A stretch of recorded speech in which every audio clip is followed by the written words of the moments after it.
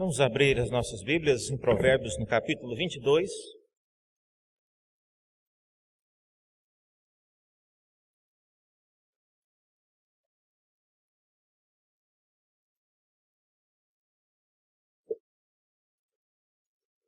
Provérbios 22, 6. Nós vamos continuar o estudo que eu iniciei na semana retrasada sobre como nós instruímos filhos e crianças em geral à luz do que Provérbios nos ensina.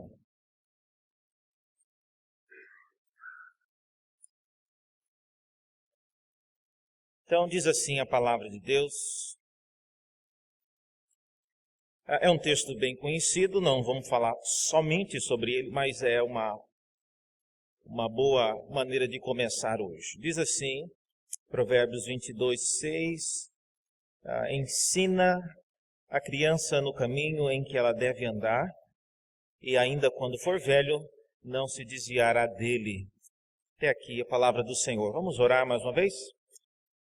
Abra nossos olhos, ó Deus, para enxergarmos na Tua palavra aquilo que nos edifica, aquilo que nos traz conhecimento de nós mesmos, conhecimento de Ti e conhecimento, Deus, de como podemos lidar com a instrução daqueles que vêm, a geração após a nossa. Pedimos isso e fazemos em nome de Jesus. Amém.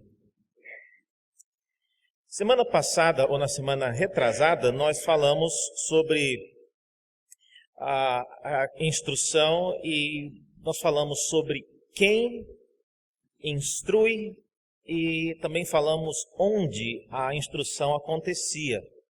Nós vimos naquela ocasião que quem não era apenas os pais, mas havia um papel que a comunidade tinha na instrução de filhos em geral e da geração que vem após a nossa. E um ponto que nós paramos, talvez tenha sido até um pouco traumático para alguns, mas eu parei o estudo na semana que eu parei, falando que no Antigo Testamento, quando o filho era desobediente, os pais levavam o filho até a porta da cidade e entregavam para ser apedrejado. E eu parei aí. Eu queria recomeçar hoje dizendo que quando os pais levavam o filho por razões que eram já gravíssimas, isso não significa que o filho seria apedrejado. Porque junto com a comunidade, junto com as pessoas, os sábios daquela ocasião, eles iriam julgar se realmente aquilo era uma situação que exigia aquele tipo de atitude. Então, daí a importância de nós, como pais, como pessoas que amam a instrução, podemos fazer isso em coletividade e não apenas dentro da nosso círculo de vida, da nossa casa. Talvez um desafio que eu mais gostaria que os irmãos aprendessem aqui com essas duas palestras é que a educação, a instrução dos nossos filhos e da próxima geração, ela não pode depender apenas daquilo que eu ensino dentro da minha casa. Porque às vezes, pode acontecer de que aquilo que você está ensinando na sua casa não seja totalmente correto. E você precisa então ter a humildade e a sabedoria de ver o que é que outras pessoas estão fazendo, ensinando a respeito daquele mesmo assunto. Hoje eu queria então falar agora sobre o modo, a chamada didática. Como é que nós ensinamos a geração seguinte? E depois o currículo, falar o que era ensinado. Vamos começar então pela didática. Como é que o Antigo Testamento, e especialmente o livro de Provérbios, ele mostra o modo como a instrução ela acontecia. O primeiro ponto que a gente vê é que a linguagem de Provérbios e do Antigo Testamento, ela era bastante diversificada. Um livro como Provérbios, por exemplo, ele faz uso de enigmas, de parábolas e de provérbios também. Não apenas uma linguagem que é como se fosse uma palestra como essa que eu estou dando aqui, onde eu falo e todos vocês estão ouvindo apenas. Esse não é um modo mais comum de instrução, nem no Antigo Testamento e nem nos dias de Jesus. Os irmãos conhecem muito bem que Jesus, quando ensinava os seus discípulos, ele caminhava com eles andavam juntos e eles tinham um cenário de aprendizagem bastante dinâmico. Mas não apenas o cenário, diz aqui que a linguagem, a maneira como nós instruímos, ela é importante e ela é fundamental. Eu estava ontem ainda na casa de alguns irmãos e uma pessoa me disse, olha, sempre que eu paro o carro na porta da minha casa, reverendo, e tem um carro lá na porta, eu penso em buzinar. Mas eu lembro que o senhor contou uma vez que o senhor buzinou e a quem veio atender o carro era uma pessoa deficiente. Então, eu já não buzino mais. A importância, irmãos, de você criar uma metodologia de ensinar alguma coisa é fundamental. Então, nós precisamos ter uma maneira de comunicar com as pessoas que não seja apenas, não estou falando que não pode ser, mas que não seja apenas do modo como eu estou fazendo aqui agora. Eu falando e vocês ouvindo. No Antigo Testamento, então, a linguagem envolvia isso. Enigmas, envolvia parábolas especialmente um gesto e uma prática muito usada nos dias de Jesus. Jesus, quando era indagado sobre questões teológicas, por exemplo, o que era necessário para alguém herdar a vida eterna, e Jesus começava a contar uma parábola. Ele tinha conhecimento e tinha capacidade de sobra para poder responder aquela pergunta de maneira sistemática, de maneira pontual, sem entrar em detalhes de parábolas, mas ele preferia contar uma história. E hoje todos nós nos lembramos da história e aprendemos e temos a capacidade de aprender muito mais. Então, é importante você aprender novas maneiras de comunicar com a geração que vem após a nossa. É fundamental, porque se eles não ouvirem, não haverá instrução. Se eles não conseguirem prestar atenção, se eles não gostarem do modo como nós falamos, não haverá instrução. E aí nós temos um conteúdo precioso que precisa ser passado para uma geração seguinte, mas a comunicação, ela se tornou o maior dos empecilhos. O que nós falamos, por exemplo, a Provérbios 1:6 menciona isso exatamente. E quando você lê Provérbios, por exemplo, os capítulos de 1 a 9, você encontra as chamadas as parábolas de Provérbios, e não os provérbios pequenos como nós conhecemos geralmente. E é na segunda parte, então, a partir do capítulo 10, que você encontrará provérbios do tipo: ensina a criança no caminho em que ela deve andar, e ainda quando for velho não se desviará dele. Então, isso significa que no Antigo Testamento havia uma variação de comunicação, de modo de você comunicar-se com as pessoas. Eu desafio vocês, pais, vocês jovens que já estão envolvidos em ensino, que aprendam a diversificar o modo de comunicar. Eu lembro de uma ocasião, a professora da escola dominical, eu era ainda criança, e ela pediu para que nós escrevêssemos o nosso pecado e deu uma caneta, e era para escrever na parede da igreja.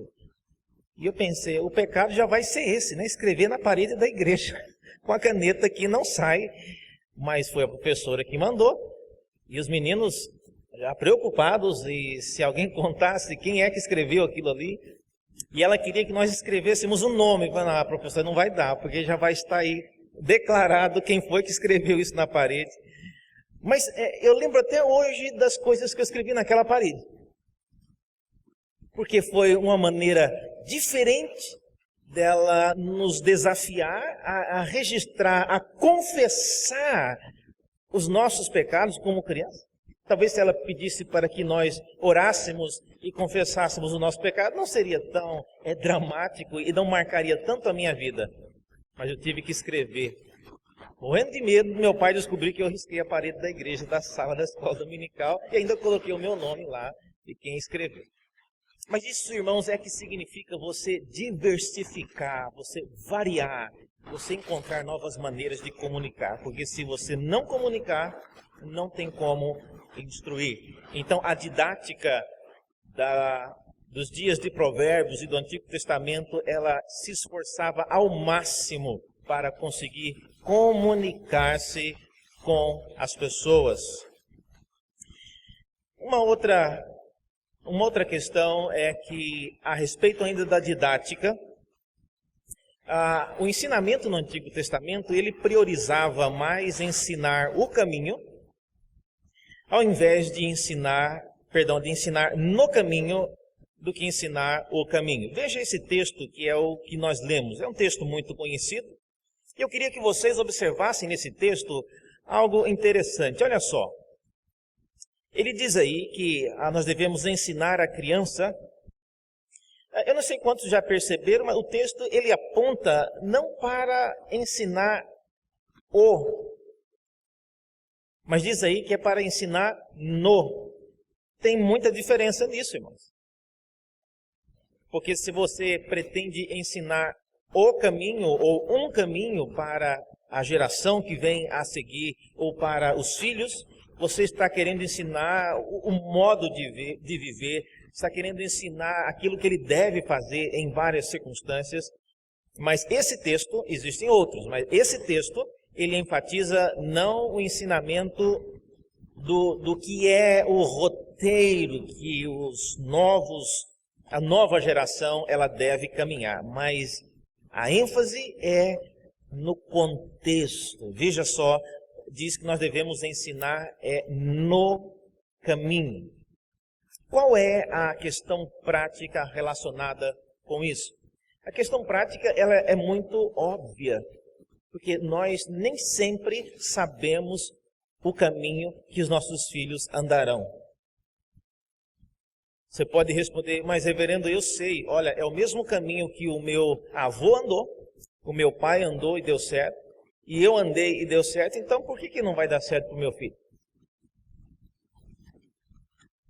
A resposta que eu tenho para isso, irmãos, é que o caminho que o seu avô andou, que o seu pai andou e que você andou, ele pode não existir mais quando os nossos filhos e a nova geração tiver que caminhar. Há muitos desafios que os nossos pais não precisaram enfrentar, graças a Deus, e que hoje os nossos filhos eles têm que enfrentar. Isso faz toda a diferença. Então, quando o texto nos desafia a ensinar, a envolver-se com o trabalho de instruir a nova geração, mas de um modo que ensine no caminho, ou seja, dentro já do contexto, dentro já das tendências que a nova geração, ela com certeza, veja a palavra inclusive deve, provavelmente ela deve andar. Então, esse é o maior desafio, saber qual será o caminho em que os nossos filhos deverão andar. Talvez nem todos esperassem já tão cedo uma recessão tão grande em nosso país e conforme os especialistas eles estão projetando, a situação deve piorar bem mais do que está agora. Nós, por exemplo, então precisamos ensinar a nova geração a viver de maneira controlada financeiramente, a aprender a usar melhor os seus recursos. Isso é parte de algo que nós com certeza sabemos que a nova geração ela deverá andar. Ela deverá andar em situações de bem maior dificuldade financeira, como às vezes os nossos pais viveram. Os nossos avós viveram. Trabalhando com um emprego bem mais informal, conseguiram uma casa, construíram, às vezes, um grande patrimônio, e hoje as pessoas trabalhando com curso superior e fazendo muito mais não conseguem 10% do que os seus pais e seus avós conseguiram. Porque o mundo é outro, irmão. A geração é outra, as dificuldades são bem maiores. Então, no Antigo Testamento, instrução focava em algo que fosse aplicável à geração que vinha adiante. E por último, ainda na questão da didática, o conteúdo ensinado era sempre um conteúdo permanente versus um conteúdo passageiro. Nós precisamos sim ensinar os nossos filhos a pentear o cabelo, a acordar de manhã e escovar o dente, a tomar banho quando chega da escola, depois da educação física. Isso tudo é importante. Mas se eles não aprenderem isso, mais cedo ou mais tarde eles irão aprender na marra. Porém, há algo que precisa ser ensinado que vai muito além dessas questões periféricas, que são coisas que duram para sempre. Veja, nesse texto projetado aí, diz que há algo que, mesmo quando o jovem ou a criança ela se torna velho, ele não vai se esquecer daquilo. Às vezes, quantos de vocês aqui, crianças e jovens, quando os seus pais estavam tentando ajudá-los a vestir-se antes de vir para a igreja ou para sair para algum lugar, usou a famosa metáfora: você não vai sair com essa roupa, você está parecendo um mendigo. Quanto já foi chamado de mendigo aqui pelo pai ou pela mãe? Acho que ninguém, né? Mas é a maneira como às vezes os pais tentam ajudar e aquela linguagem ela acaba ficando gravada na mente dos filhos. É um conteúdo, é uma maneira de abordar a situação que vai perpetuando. Então, devemos priorizar um conteúdo que ele é mais permanente, que ele é duradouro e ele não passa, ele não se torna obsoleto à medida que a criança ela cresce e ela não vai precisar mais daquilo. Tá? Então, ela vai aprender inevitavelmente a pentear o cabelo. Quando eles forem mais velhos, talvez toda geração vai resolver rapar a cabeça. Não vai precisar aprender a pentear o cabelo. Então, é muita coisa que está relacionada a uma época e que quando a gente passa, aquilo não é mais necessário. Eu, quando jovem, eu sempre quis aprender. Eu achava que não conseguiria ser bem sucedido na vida se não aprendesse datilografia. E nos anos 80 sempre tinha aquelas escolas de datilografia, cheia de máquina de escrever. Você passava na porta, estava todo mundo batendo ali. Era um zoado bastante conhecido. Eu nunca aprendi, eu ainda digito somente com 2 dedos. Mas hoje, praticamente você não vê mais uma máquina de datilografia. E o teclado da máquina de datilografia não é mais semelhante ao teclado de um computador.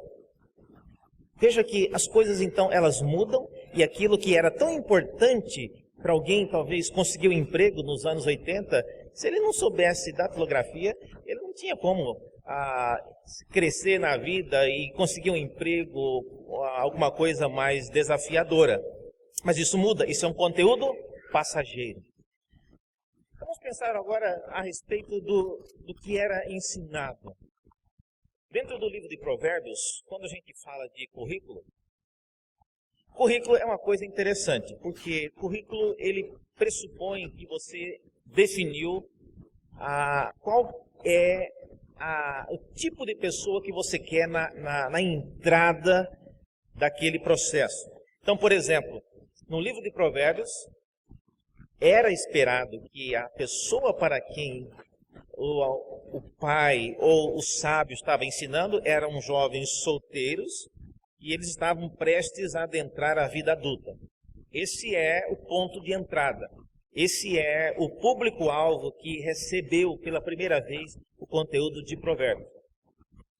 E o conteúdo mostra claramente na linguagem do texto, por exemplo, filho meu, Se os pecadores querem seduzir-te, não consintas. Se disserem, vem conosco, embosquemo-nos para derramar sangue. Então veja, o jovem que recebe essa instrução era um jovem que ainda não havia se envolvido com esse tipo de bandidagem, ele ainda não havia se tornado alguém comprometido com essas coisas. Então era ainda uma situação do início da vida, ele estava adentrando na vida adulta. O ponto de mais foco talvez seria Provérbios 4, quando os pais advertem o filho a não entrar na vereda dos perversos. Isso obviamente pressupõe que ele ainda não havia entrado. Então, em outras palavras, há momento, irmãos, que a instrução ela é preventiva, mas chegará um ponto na vida dos nossos filhos e da geração vindoura em geral que não mais valerá esse tipo de instrução, porque já precisará ser uma instrução corretiva, porque o filho ou a filha ou a geração seguinte já estará envolvida nessa situação. Então não adiantará mais dizer, evita-o, ele já entrou. Ou não se envolva com os perversos, ele já envolveu, ele agora quer saber como é que ele sai disso. Então veja que a instrução em Provérbios pressupõe esse tipo de pessoas. Uma segunda coisa importante com respeito ao currículo quando se ensina é que você tem que saber que tipo de pessoa você quer no final daquela trajetória. Vai entrar alguém que é um jovem solteiro, prestes a adentrar a vida adulta, e a saída, você quer que saia adultos, casados, tementes a Deus e cidadãos do mundo. Esse é o propósito final. Então, sabendo como ele vai entrar e sabendo como que você quer que ele saia, é assim que você define, então, no meio, qual é a estratégia que você usará. Veja algumas palavras ditas em Provérbios que revelam essa expectativa do pai. Por exemplo, Provérbios 5 é o pai quem está dizendo para o filho a respeito da vida conjugal que ele terá no futuro, né? Seja bendito o teu manancial e alegra-te com a mulher da tua mocidade, corça de amores e gazela graciosa. Sacia em ti os seus seios em todo tempo e embriaga-te sempre com as suas carícias, porque, filho meu, andarias cego pela estranha e abraçarias o peito de outra. São expectativas que o pai tem para o filho e que certamente envolve um filho que irá em breve, né, iniciar a vida adulta, irá casar-se. Então são expectativas que de maneira clara preparam o jovem, a geração seguinte a caminhar. Precisamos, irmãos, lembrar-nos disso. Nossos filhos, eles não estarão sempre conosco. Eles não serão sempre objetos da nossa instrução, mas cedo ou mais tarde eles irão envolver-se com outras coisas, outras pessoas irão ensiná-los e instruí-los. Alguns exemplos aqui de conteúdo permanente em Provérbios. Primeiro, o temor do Senhor. O temor do Senhor é o princípio da sabedoria. Mas eu não sei quantos já pararam para ver o que é temor do Senhor em Provérbios. Veja uma definição aqui. Isso está em Provérbios 8,13. Diz que o temor do Senhor consiste em, olha só, 5 coisas. Aborrecer o mal, a soberba, a arrogância, o mau caminho e a boca perversa. É isso que é temor do Senhor. Então, quando lá no início de Provérbios fala que o princípio da sabedoria é o temor do Senhor, ou o temor do Senhor é o princípio da sabedoria, o temor do Senhor é isso aqui. Na mente daquele que escreveu e que compôs Provérbios, sabedoria começa com essas coisas. A pessoa se aborrecer do mal, ou seja, desgostar-se de fazer o que é o mal, da soberba, da arrogância e do mau caminho e da boca perversa, da boca debochada, de obscena e de maledicência. Isso tudo compõe um quadro que dá ao jovem aquilo que ele é capaz para ser uma pessoa sábia. Então, são coisas importantes. Você ensinar o seu filho, por exemplo, a sua filha, a não ser uma pessoa soberba, a não ser uma pessoa que tenha boca suja, no sentido de gostar e não ter mais preocupação de falar coisa que é maledicente, coisa que é vergonhosa, de contar piadas obscenas e de xingar. Quem vive num contexto que não é um contexto cristão, você vai visitar, às vezes, parentes, e às vezes os filhos ficam lá brincando junto, e só basta um dia, você chega em casa, o filho está xingando igual o outro primo porque ele foi numa casa, no parentes que xingam, não conseguem falar uma frase se não tiver um palavrão. Então, isso é comum, e na instrução de Provérbios, então, o temor do Senhor consiste, entre outras coisas, nisso. Você cuidar para que a nova geração não seja uma geração cuja boca é uma boca perversa. Um outro exemplo de um tópico que é um conteúdo permanente é a questão da bandidagem. Tá? Provérbios 1, de 8 a 9, fala dessa bandidagem, e nós lemos sobre isso, e é o texto que depois vocês podem ver. O pai, ele se esforça profundamente para não deixar que o filho se envolva com bandidagem. Irmãos, bandidagem é um problema sério. Não é um problema só de pessoas de baixa renda, mas cada dia mais você vê em bairros nobres de São Paulo, jovens, filhos de pessoas muito prósperas, envolvidos com tráfico, envolvidos com roubo, envolvidos com vandalismo, envolvidos com homicídio. Então, esse é um problema generalizado. Nenhum pai gostaria de ver aqui o seu filho ou a sua filha aparecendo nos telejornais como sendo alvo de algum tipo de bandidagem. Mas, para que isso aconteça, nós precisamos mostrar a realidade. Talvez alguém já disse, se os nossos filhos um dia tivessem o privilégio ou o terror de poder visitar um cárcere e saber como é a situação de alguém que tem que conviver naquele contexto. Talvez nós pensaríamos duas vezes antes de nos envolver de maneira tão banal em situações que podem culminar na prisão e você ser recolhido para passar um bom tempo na prisão. Às vezes o jovem não tem a consciência do que isso significa. E é por isso que eles envolvem, às vezes, de maneira tão banal, de maneira tão leviana, com situações extremamente perigosas.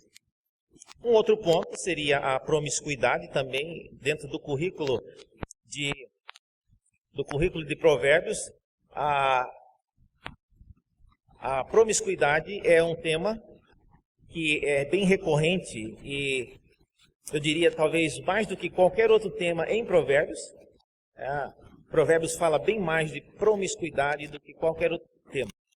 Capítulo 7, capítulo 5 de Provérbios, o pai gastou muito tempo descrevendo os perigos envolvidos com isso, falando da mulher adúltera, falando da mulher prostituta, falando do envolvimento do jovem nesta área da sua vida. Então, são temas altamente relevantes e que eles não são passageiros. Então, todos nós, por exemplo, sabemos os locais na cidade onde você sabe que há problemas de promiscuidade perto onde eu trabalho durante a semana, ali perto do viaduto da Amaral Gurgel, chegando na Consolação. É aquela região perigosíssima a partir das 8 horas da noite. Você passa ali, tem aquele bando de pessoas, de travestis, de prostitutas ali na rua. E não é de maneira nenhuma aconselhável que seu filho ou a sua filha fique transitando ali, mesmo que seja para qualquer outra finalidade, indo em direção à igreja. É bom que não passe onde você sabe que essas coisas elas acontecem. O pai, em Provérbios, ele é empenhado em instruir os filhos do perigo real dessas coisas. Eu conheço um amigo que ele não conhecia os pontos perigosos da cidade. E ele parou na esquina, exatamente nessa região aí perto do Mackenzie. e Amaral Gurgel com muito movimento, e ele parou o carro. Ele era um homem, estava sozinho no carro, e carro não vem nunca para de vir o carro, e ele parado, e parou bem na esquina, e quando ele menos esperava, alguém abriu a porta e entrou. Era uma pessoa achando que ele estava ali aguardando para um programa, e ele ficou desesperado. Tá? Travestido dentro do carro dele, achando que ele era uma pessoa que estava ali esperando só alguém vir. E agora para colocar esse travesti para fora do carro? A melhor coisa então é não passar por esses caminhos. De maneira prática, há muita coisa que nós podemos ensinar aos nossos filhos para que eles não precisem nem sequer um dia precisar colocar um travesti para fora do carro. Não precisa chegar a esse ponto. Mas para que ele não chegue a esse ponto, nós precisamos instruí-los. Precisamos instruí-los. E é isso que esse pai ele faz aqui em Provérbios. Talvez seja uma coisa desnecessária, né? A preguiça. Em Provérbios, capítulo 6, é o famoso texto que fala: vai ter com a formiga, ó preguiçoso. Mas a preguiça é algo muito importante. A Bíblia trata isso de maneira muito séria. Preguiça na Bíblia é pecado. Preguiça na Bíblia é algo para ser evitado. Tem muito adulto preguiçoso, não é só criança não. Às vezes a gente culpa muitas crianças, mas tem muito adulto preguiçoso ou preguiçosa. E a preguiça, ela não é uma virtude, e é uma das coisas a respeito das quais Provérbios ele dedica um tempo para falar sobre isso. Então, no modo como nós instruímos a nossa próxima geração, aí está um conteúdo que ele pode ser considerado de maneira séria, e não é uma coisa passageira, é um conteúdo permanente. Ensinar pessoas a não serem preguiçosas. São pessoas dispostas, pessoas que trabalham. Coisa terrível é você trabalhar com alguém que é uma pessoa preguiçosa, uma pessoa que você está querendo que a coisa ande, que ela flua e que o trabalho acabe, e a pessoa está sempre arranjando um lugar para sentar, para escorar e para... não vai, você tem que ser a pessoa ágil. Meu pai, ele era mecânico e ele conseguia ficar de cócoras boa parte do dia consertando. Eu não conseguia, ele ficava de cócoras 2 minutos, já cansava a perna, eu procurava uma lata para sentar. E ele detestava, não. Quem senta para trabalhar não serve para ser meu ajudante. Eu achava isso um absurdo. Eu vou ajudar de todo jeito, por que eu não posso sentar? Mas ele não gostava. Não é o ponto exatamente aqui, mas o ponto é que nós, como cristãos, precisamos dar exemplos de pessoas que são dispostas para o trabalho e, em consequência, dispostas para o trabalho do Senhor. Tá? E não sermos pessoas preguiçosas. Em Provérbio, a comparação é feita com a formiga, que ela não espera para ver o que vai dar, mas ela já, de maneira precavida, se prepara. E, em último lugar, o endividamento. Provérbios 6, de 1 a 5, fala de você não se tornar a pessoa que se envolva com dívidas dos outros ou com a dívida própria. Esse é um perigo, e é um perigo real, talvez para os nossos dias mais do que nunca.